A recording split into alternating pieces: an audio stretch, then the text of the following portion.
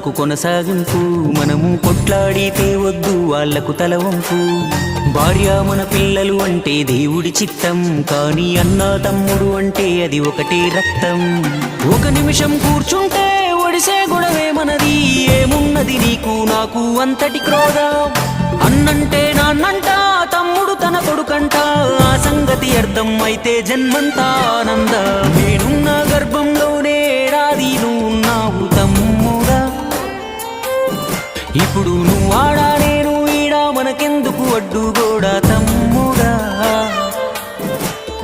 చిన్నప్పుడు నీది నాది ఒకటే ఇల్లు, ఇప్పుడు నీ ఇల్లు నా ఇల్లు అంటారే వీళ్ళు. నే తొడిగిన అంగీలాగే నీకొచ్చేది